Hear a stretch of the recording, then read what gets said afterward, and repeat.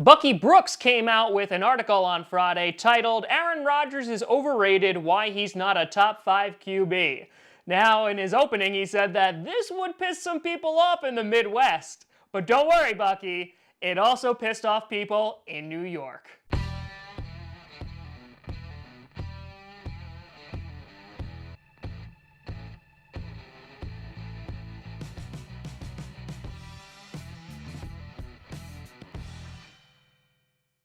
Grossi Posse Packer Nation, welcome to another episode of Packcast, the podcast where no one to be a Packers fan, but it sure does help. I'm your host, Tom Grossi, and I feel like this, I wasn't originally going to make this video, but not only is it a response to Bucky Brooks' video, and I keep wanting to call him Bucky Barnes, like the Winter Soldier, but then he would be cool, so that wouldn't work out. But I wasn't going to make it, but I find that a lot of the arguments that Brooks provides in this piece are echoed a lot by people who are not fans of Aaron Rodgers.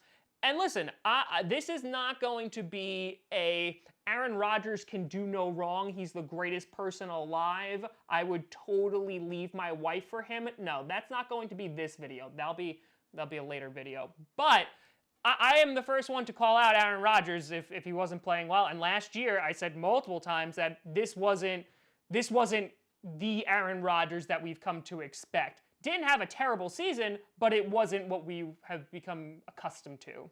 And so what I'm going to do in this, I'm going to put the link to the article in the description, but I'm just going to kind of break down the article. I'm going to break down the arguments that he uses. And more importantly, I'm going to answer that question, is Aaron Rodgers still great? Because, of course, after last season, the chatter got louder and louder that maybe Rodgers has fallen off his pedestal. And that could be from, your media pundits or your random bloggers or just random people who leave YouTube comments. And I actually do want to discuss this in somewhat of a productive way. So let's kind of get right into it. So right off the bat, Bucky Brooks says week 7 of the 2015, that's his foundation, and says that since week 7 in 2015, Rodgers, when being a starter, has been 24, 24, and 1. Okay, so let's talk about the problem with that right from the get-go, because that's kind of the first major point of his entire article. You can't use wins and losses to really accurately pinpoint how a QB is playing. Because you could have a QB that is playing balls to the wall and is doing really, really well, and if they have, say, a terrible defense or no running game, and if these sound familiar, that's because that's the point I'm going to make, it's not really an accurate gauge of, oh, that QB is terrible. But let's give him the benefit of the doubt, even though we shouldn't. Because again, these NFL analysts get paid a lot more money than I do, sitting in my basement, and we're already using team wins and losses to paint a picture about a singular guy in a singular position. Now, the quarterback position is, of course, the most important position in football, right? And Aaron Rodgers, if we are going to use wins and losses to be a gauge of his ability, talent, etc., then it's interesting because he kind of just skips over a bunch of stuff until we get to the 2017 and 2018 season. For example, the 2015 season. If fans will recall, in 2015, that's when the Packers went to the divisional round and we lost to the Cardinals in overtime. And the only reason we got to overtime was because Aaron Rodgers threw 2 Hail Marys in a row back-to-back to Jeff Janis, and then the defense lost in the first drive of overtime, but that's okay, we won't talk about that. But he brings up 2016 briefly, but kind of skims over it, and I was wondering, why, Bucky? Why would you kind of go right over it? Well, in 2016, that was the run-the-table season, which I was very vocal during that season, and I've been vocal since. We would not have made the playoffs unless Aaron Rodgers was on that team.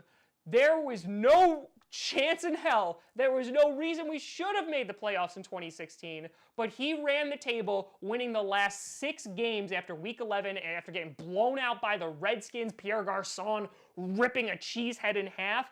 Yeah, he was the reason we went there, because he put that team completely and totally on his back and was like, don't worry, guys, I got this. So that's 2016, and then we go to the NFC Championship game where we get blown out by the Falcons. Now, 2017. So right off the bat, he's saying week 7 of 2015. We went to the divisional round in 2015. We went to the NFC Championship in 2016, so right now that wins and losses thing ain't really meaning a whole lot. But let's go to 2017, where Rodgers was 4-1, if we're talking about wins and losses, before getting injured in Week 6 versus the Vikings, breaking his collarbone, thank you very much, Barr, and then he returned for 1 game against the Panthers, in which we lost that game, and he went the rest of the season on IR. So 2017 isn't really an accurate gauge. In 2017, he had a 64.7% completion rating with 16 touchdowns and 6 interceptions, and over those few games that he actually played. And so I really don't think that's an accurate gauge, considering he only played for like 6 games the entire season. But we're going to put that to the side. And then let's talk about 2018. 2018 is like the one glaring thing that they're looking at and be like, look how bad he was. Look how terrible Aaron Rodgers was. Well, he was also injured week 1. And in an injury that would usually end the season of a quarterback, he played through the entire year. And he also beat the Bears in week 1. Just wanted to throw that in there too. But had 25 touchdowns, 2 interceptions. He was sacked 49 times, which was the 3rd most of his career. Still threw for over 4,400 yards, which is the 3rd most in his career. And so while the Packer fans and the NFL as a whole are looking at this of like, wow, Aaron Rodgers had a terrible year, he still threw for over 4,400 yards, still threw 25 touchdowns, which is obviously low for Rodgers, and threw only 2 freaking interceptions. But what he's pointing at is the completion percentage. He's like, it's 62.3. Oh my God, after this is 62.3. It's been terrible. It's been awful. And I looked at that and I was like, oh man, 62.3, he's got me. You know, that's the 2nd lowest of his career, obviously showing that he is declining. They're not winning games. They're so bad. Wait, but it's the 2nd lowest of his career. When was the first one? Oh, 2015, when they went to the NFC divisional round. So I guess the completion rating really doesn't mean a whole lot there, Bucky.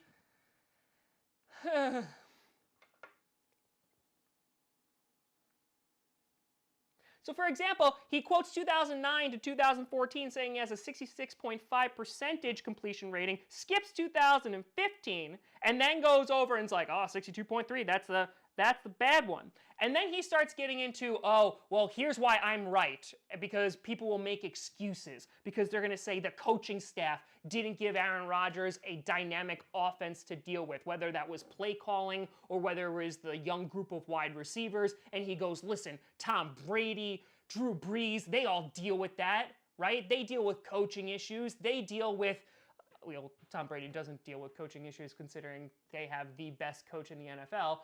But the Drew Brees thing, and Tom Brady thing about the receivers, that's 100% correct, right? In that they have a revolving door of talent and yet they find a way to win. But you know, there's one thing that they're not dealing with on a constant basis, and something that wasn't mentioned in this article is a really bad defense. And I looked this up because I had a hunch about something. But when he lists his top 5 QBs, which we'll get into, 4 out of those 5 QBs had top 15 defenses last year. Huh. But let's go where he's talking about. From 2016, here's what's the Packers defense rating. 21st, in 2017 it was 26th, and in 2018 it was 22nd. So we're blaming Aaron Rodgers for losing those games and yet not giving any note. There was no talk of defense in that article at all. And saying, well, look, these guys can win, right? These guys can do it. How come Aaron Rodgers can't? And he's all saying that he's overrated, that he's not a top 5 QB, which again, I think are 2 different arguments, but whatever. And he doesn't even have him with the top 5. He has him battling out for the 6th spot with Andrew Luck. but we'll get there momentarily. And so he then points and says that the past 4 seasons, the Packers have been 33, 30, and 1, and someone has to take responsibility for that. And I would argue again, 2015, divisional round. 2016, ran the table and went to the NFC Championship game. 2017, Aaron Rodgers played 6 games, 5.5 because he didn't even play the full Vikings game, and he got injured in the first quarter, but we won't go there. And then finally, 2018, where yes, Aaron Rodgers did not play to the level that we are used to seeing him at. But to say that that one bad season, because that's all it is, folks. Like, let's get down to it. 2014 NFC Championship game, 2015, again, you go through and they've made the playoffs just about every single year of Rodgers' career, except for the last 2, and one of those he didn't even play half the freaking fracking season. So he has had one mediocre, and 25 touchdowns, 2 interceptions, and over 4,400 yards. I wouldn't say that's mediocre, but let's just go if we're basing it on Aaron Rodgers' previous accomplishments. He has one mediocre season, and all of a sudden, boom, he's out of the top 5. He's overrated. Bucky Brooks can't understand why are all of they're interviewing the teams from the Athletic, and they're like, hey, who's the best QB? And they're all saying Aaron Rodgers. And he can't fathom why, because he's had one bad season. But again, let's go even further into it, because let's talk about a lack of a rushing game. Because in 2016, Aaron Rodgers had 9 more rushing yards than Eddie Lacy. He was the second leading rusher, and Ty Montgomery only had less than 100 yards more than him, and he had the most rushing touchdowns on the team. Not even talking about his passing. So, again, we're getting into this, and he then lists at the very bottom his top 5 QBs for 2019. Number 1, Patrick Mahomes. Number 2, Phillip Rivers. Number 3, Drew Brees. Number 4, Tom Brady. And number 5, Russell Wilson. And then says Andrew Luck and Aaron Rodgers are battling it out for the 6th spot. So, I decided... Let's take a look at this. We already looked at the defenses and said 4 of these guys had top 15 defenses, which Aaron Rodgers, I think, has had maybe once or twice in his entire career. Patrick Mahomes, excellent player, had an amazing season last year, obviously full-time as a starter, threw 50 touchdowns, incredible run, great year. You want to put him at number 1 for 2019? Go right ahead. I think you wait to see if he can have a repeat performance, or at least, not 50 touchdowns, but can have a great season again. But sure, we can jump on that hype train. Phillip Rivers. If we're using 2016 and further as the benchmark here, in 2016, Phillip Rivers threw 21 interceptions, and Aaron Rodgers threw 7, and just about every single year for Phillip Rivers, he's thrown double-digit interceptions. And Rodgers also threw more yards than him last year. And Phillip Rivers also has a great defense. And on top of that, Phillip Rivers, who, again, Rodgers beat him in 2016. 2017 was non-existent because he was injured. So Phillip Rivers beats Aaron Rodgers this one season last year, and he's better in 2019 than Aaron Rodgers? Drugs are bad. Drugs are bad. I don't see that. I like Phillip Rivers. I think he's a good quarterback. If there's anyone battling it out with Andrew Luck for the 6th spot, I think it's Phillip Rivers. I don't know if he cracks the top 5. And the reason being is because if we're basing wins and losses over it, Phillip Rivers usually is amazing for the first half of the season and then completely collapses like the rest of his team does. But last year, he did very well, but then completely and totally collapsed and did absolutely nothing against the Patriots.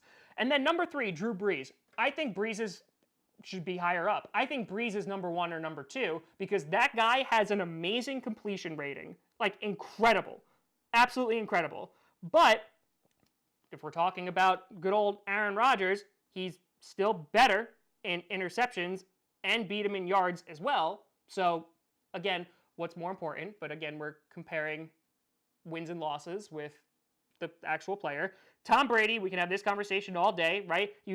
Rodgers was better in yards and interceptions in 2018, right?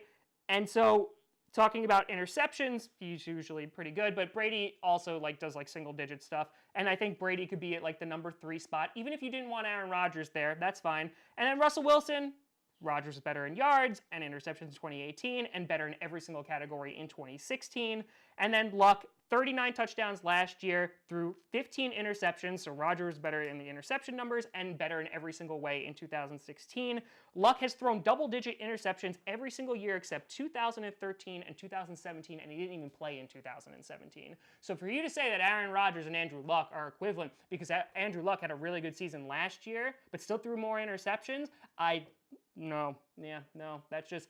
Because if we're looking at this just from purely analytical points, then your argument is already flawed. Because here, I just listed a number of QBs who didn't even beat Aaron Rodgers in every category, but all of a sudden they're better. So if I had to put a ranking together, an unbiased ranking, and if we're just doing it purely off the analytics, right, I think you put Drew Brees as number 1 for 2019. The guy is just, he's incredible. His completion rating is amazing, and I love Drew Brees. Then, if you want to put Pat Mahomes in there, fine. I don't think you do, but I think you can put him at number 2. Him and Brady could be number 3. There's no way that Aaron Rodgers is below number 4. And I know that ultimately these rankings don't matter, and like no one gives a crap about this, and everyone's just looking forward to Aaron Rodgers hopefully just tearing apart the league this year. But the thing that bothered me the most is at the very end of the article. He says, this is not a hot take. I agree, Mr. Brooks. It is not a hot take. It's just a really poorly constructed one. So, that being said, there's no way that Aaron Rodgers isn't a top 5 QB for 2019. But let's get rid of the paper, let's get rid of the numbers, let's get rid of the stats, and he'll just prove it to you in 2019. And if he doesn't, if Aaron Rodgers has another terrible year, because again, last year wasn't terrible, if he has another terrible year, then maybe there's a point to be made here. But considering you're not taking into account defenses, and the guys that you have listed above Rodgers 2 years ago weren't even better than him, 3 years ago, weren't even better than him, and they didn't even beat him in all the categories like interception and yards. So, football is a team sport. You can't take the overall number of wins and losses and equivocate it to one player. So, I disagree. That's the end of the day. But let me know what you think down in the comments below. And again, check out the article for yourself. I advise you all to make your own opinions, and you may come back and say, like, hey, I agree with what he said. But let me know. You can always find me at TomGrossiComedy.com or at TomGrossiComedy on all the social media you see down below. Also, there are only a handful of spots left for the Fantasy Football League. Head over to patreon.com/TomGrossiComedy to check that out. Also, check out bonfire.com/Packcast to check out Packcast shirts. We're doing another limited run for that. There's only 2 weeks left of that. And, of course, you can find Packcast on SoundCloud, iTunes, Google Play Music, Spotify, and here on the YouTubes. But thank you so much for watching. Whew, that was a good rant. I'm Tom Grossi. And as always, go Pack Go.